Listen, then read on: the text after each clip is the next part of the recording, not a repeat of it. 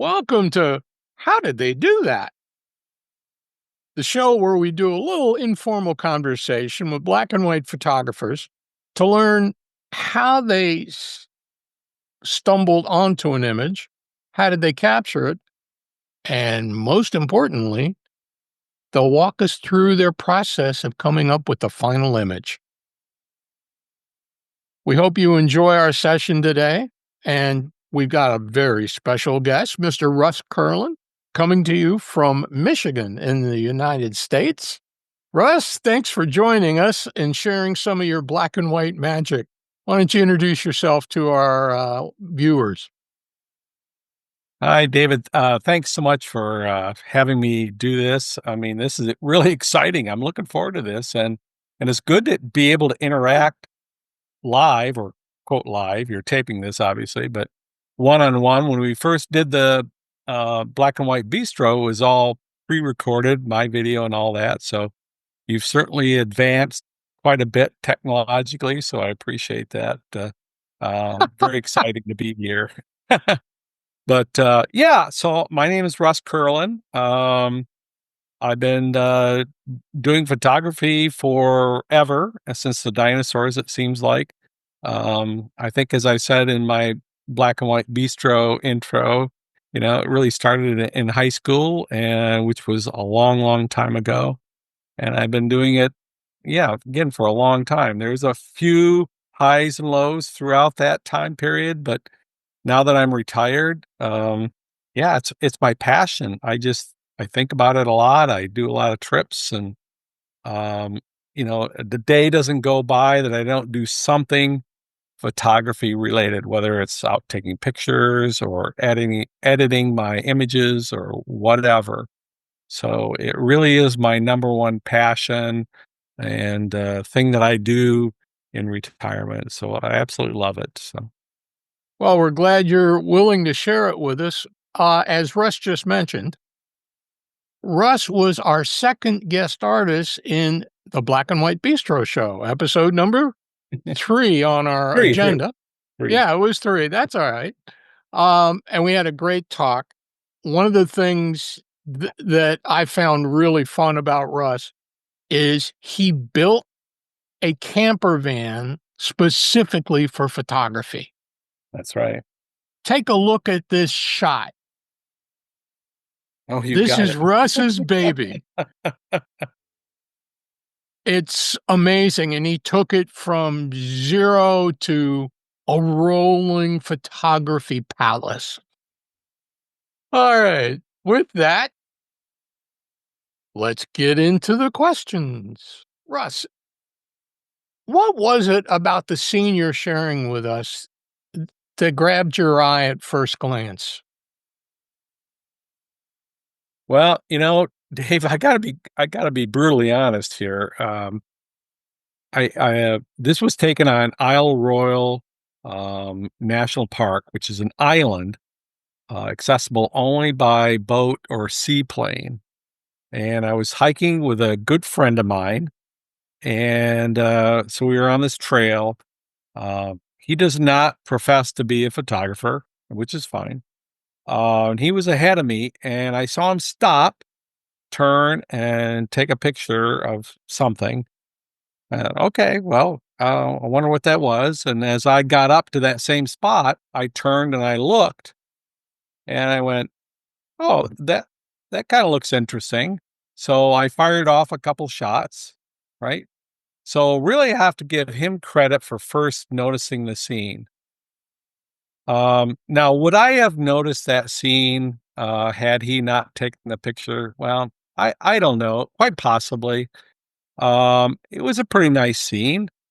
There were some nice trees jutting out into the water, the reflection and all that. It was very nice, but quite honestly, I really didn't think about a whole lot. I fired off a couple shots and kind of continued on hiking. Um, and then I think this question really made me think about what prompts me to take a picture. And I think for me, a lot of it is just very intuitive. I don't think about it a lot. I just see something and it just kind of hits me. It's a feeling that I have, and it often hits me like right away. It's just all of a sudden I say, that there's a picture. I need to take that. So I really don't think about, what is it in the scene, the lines, the patterns, the shadows, whatever. I don't think about it. It's just something I do. Is I take it. Um, there's a book that I read recently, and I'll share this with you. Um, it's called The Practice of Contemplative Photography. And in this book, Nice. the authors, Andy Carr and Michael Wood, they talk about there's three, and I won't go into a lot of detail. There's three elements that they talk about, but the first one is flash of perception. And they say that all photographers have this flash of perception. We see something and then we're sparked by it, or we're captivated by it, whatever it might be. There's something that draws our eyes to that scene. And in the book, they talk about ways to cultivate that, and the next steps. How do now we turn that into a good image? Um, so this really resonated with me because this is I was already familiar with the fact that this is kind of what I do. I just see something and I just say that's a picture. I don't think about it. I just take it. So The art of contemplative photography? the practice The of practice contemplative, of contemplative. That's going yeah, on my read list. yeah. Wow, So great. so so I think that that's what happened here is that my friend took the image, I saw it, and I'm like, it clicked, and I didn't really think a whole lot about it. It seemed to resonate with me. Took the picture and I continued hiking. You know, um, but looking back, as I look at the image and as I processed it, certainly there are some noteworthy elements. Again, these slight curved trees jutting into the water, the reflection on the nearly smooth water, the cloudy skies, which were also reflected in the water. I mean, there's a lot of really great elements there. And I think, it worked out, but at the time I really didn't think about it a whole lot. So, so this was a really great question because it started to get me thinking about, what is it that drives me to click the shutter? Well, And how do I good. what do I do next after that? You just gave me an informal question to add in. Give me your reflex gut response. What what is it that usually grabs your attention, that hits that intuitive button? Is there something in particular like shapes or patterns or contrast, or is it just kinda the zen of the whole thing? Zen's probably a great word 'cause I can't explain it. I really can't.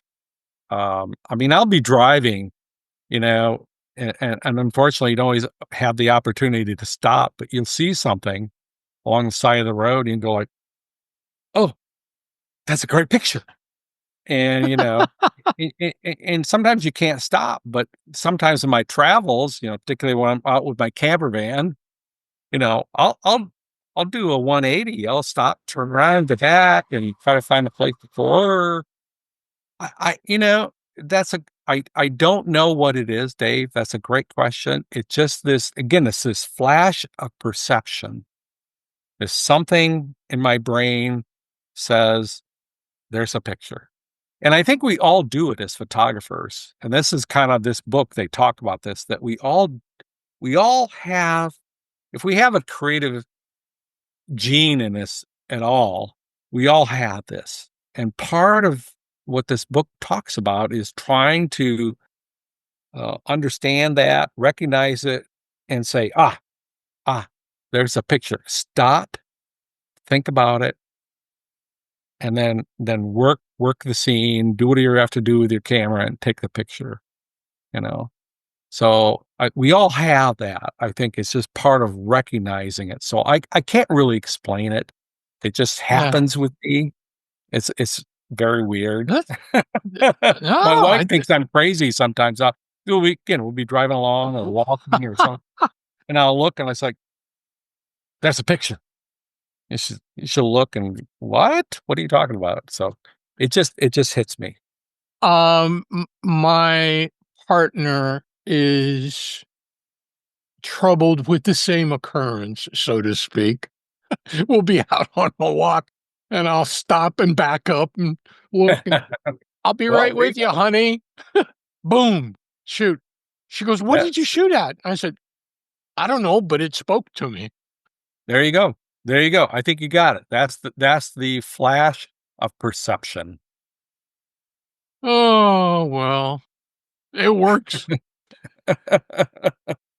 Let's go into the second question. This one's from one of our viewers. It's from Jace in Switzerland, who, by the way, Yeah, is one of my black and white recent. bistro baristas Yeah, and right. a Yeah, wonderful black and white photographer. good stuff. He got a good question here. Did Russ use luminosity masking when bringing out the shadows and bringing down the sky into that dark, moody feel? Yeah. Yeah, no, that's very perceptive on the part of Jazz, you know? But the short answer is no, I didn't use luminosity masks. Um, I've played with those in Photoshop a little bit, and, I know I found them to be quite tedious. I'm not Photoshop savvy. It's pretty intense. Even with some of the plugins, you can get various plugins for Photoshop to do luminosity masks. I just find it to be a lot of work. Um, and I think I can do pretty much what I need to do and achieve the results I want to get with some of the tools in Lightroom. Lightroom is what I use. And in particular, the masking tools in Lightroom. They've really have improved over the last few years, and I use them a lot, almost on every single image. And one of them is a luminosity mask, actually, which works Yeah. well. I mean, Lightroom is really based on Photoshop anyway, so it's using all those same elements. So in this particular case, I didn't use the luminosity mask, but I did use called a sky mask, which is Yeah. AI generated, Yeah. and it automatically detects the sky. I use that a lot whenever I do landscapes, and I usually adjust the contrast, the brightness, bring it down a little bit, darken it, some other things. And then one of the features I really like is you can duplicate and invert that mask. So basically select everything but the sky. Yeah. So then you can apply global tools for the foreground, the main elements, contrast, brightness, whatever. Okay. So I usually do that. And I did that in this case. And then I used, I think, the brush tool and the radial gradient tool to kind of fine tune some of the areas within Yeah. the main part of the photograph, particularly though that tree line, to lighten up the shadows and bring up some more definition in those areas. So I didn't use, again, to answer the question, I didn't use the luminosity mask, but I used some of the other masks in Lightroom. But one other thing I think that's worth mentioning here I think is pertinent to Jazz's question is about the moodiness of the sky and the lightness of the shadows and some of those other elements is, I use what's called a black and white mix, in Lightroom. If you click on the black and white button to convert it to black and white in Lightroom, or if you use the Adobe monochrome profile, it still retains the color information in the image. and you can go down into a panel, and there's various color sliders that you can use, and you can adjust the luminosity of different color channels. So, for example, in this case, that tree line, the greens were pretty dark, and I think that's a problem oftentimes when you're shooting some landscapes with a lot of foliage. They can be really dark and block things out. So I'll adjust those sliders to lighten or darken the luminosity in those different color channels. So in this case, I drug the green and yellow, because there's some yellows in there, to the right. And what that did is it brightened up that tree line and some of the other foliage in the image, Whoa. almost to Okay. the point where it looked like I was shooting in infrared, black and white infrared. And I use that tool a lot. It's very powerful. I don't know. I'm assuming you can do it in Photoshop, but I don't know if you can do it in other tools or not. But that's a for me, very, very powerful tool, and again, I use it a lot. Yeah, I use Capture One, Yep, and yep. that color, if I take a shot with my digital camera that shoots in normal color, when I go to black and white conversion in Capture One, it shows me all the channels. So No. for me, I'm looking for contrast. Being a black and white photographer at heart, I'm looking for contrast maybe in the sky. So I'll take the cyan slider Mm, and play with it until I get the edges right. Then I'll go to the blue slider, yep. and you can lighten or darken the sky Oh, yeah. very easily. The Yeah. color slider tools that Russ is talking about are awesome. And if your raw image is there, you've got color channels in it unless you're shooting with a black and white only camera. Right. Experiment with it a little bit. Pull up one of your Yeah. images, convert to black and white, but then use those color sliders. Blue and cyan for the sky, yellow and green for foliage. And the red slider's a lot of fun. The red slider, you can play a little bit to richen or flatten some of the contrast in it. Fun to play with. Yeah, I think probably every program is a little different. Yeah, I don't I don't think Lightroom has a cyan, has aqua, but whatever. yeah, So the channels are set up a little differently. Yeah, but definitely play with them. You can get some amazing results. And I think if you just take the image and convert it to black and white and don't do anything with those color channels, you may or may not get, what you want. I mean, again, I find greens to be problematic, so like, again, a landscape image with a lot of trees and grass and things, those greens can turn really dark and lose yeah, a lot of detail. And if there's a lot of that in the image, it can really be dominant. But if you lighten those up, you can really change the whole perspective of the image. One point there, I don't know about Capture One, but in Lightroom, depending on the profile you use, you may not have that panel available. So, for yeah, example, if you go select camera monochrome, you can't do any of that. So you have to use the Adobe monochrome or click the black and white button, or so there may be some cases where you can't use that. So, but again, if it's available to you, yeah, that's very powerful. You have a lot of control, and it's similar to. I know you're getting into black and white film now, Dave. Um, yeah. yeah, so it's really akin to. So again, take the foliage example, putting a green filter on your camera. You've got black and white film, you put a green filter on there that will lighten up foliage. It's the same thing. Yeah. Put a red filter, that will darken up your blue skies. Same thing, So understanding the complementary colors and so on, and playing with that a little bit, and understanding how that affects the lightness and brightness and shadows and contrast and so on. It can makes all the difference, I think.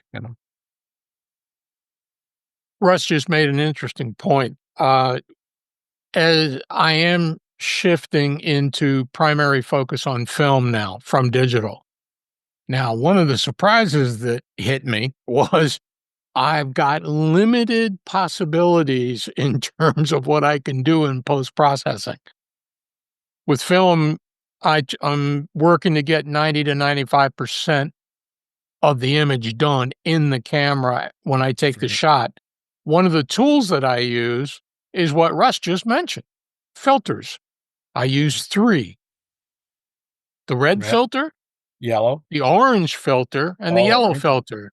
Okay. Those 3 give me high contrast, medium contrast, or low slightly adjusted, whether it's red, orange, or yellow. Yep. Achieves the same outcome that Russ just described with the sliders. Yep. Well, and green filters are good with landscape or people. There's skin color. It helps with that too. I have to remember that. Russ, I was curious, looking at your landscape photos, did you use a tripod with that or was it handheld? And what are your thoughts on choosing and using a good tripod? Yeah, good question. This particular photo was handheld.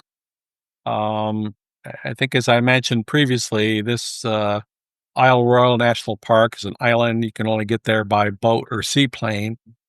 So I really tried to minimize the amount of gear I was bringing, and we were really focused on doing hikes, not taking pictures. So I didn't have a tripod with me in the first place. But yeah, it was handheld.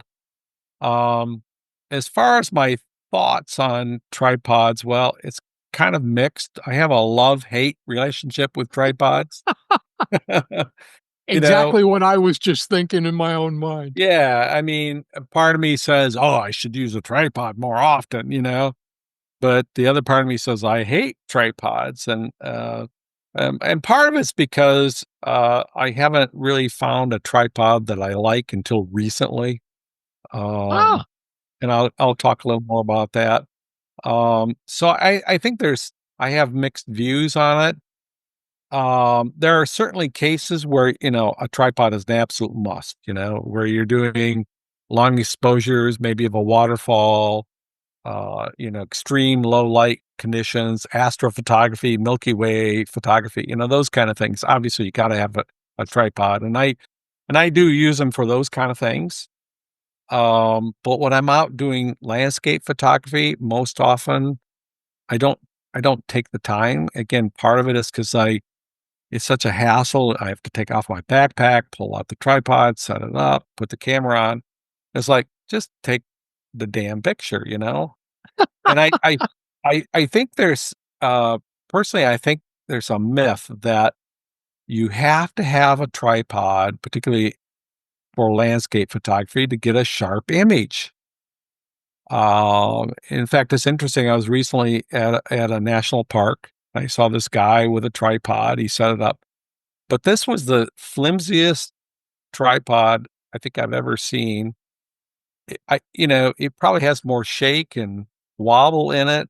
You know, if the wind caught it, the vibration. Just take the picture. Um, and I think today, with digital cameras, I mean, analog, particularly if you're going to um, medium format or large format, that's a different story. But with digital cameras, if your lighting's good, you should be able to get a pretty decent shutter speed. And as long as you hold the camera still, you're going to get a sharp image. Now, add in camera or lens stabilization, which most digital cameras have these days. yeah. You're gonna be in good shape. Just be mindful of all that.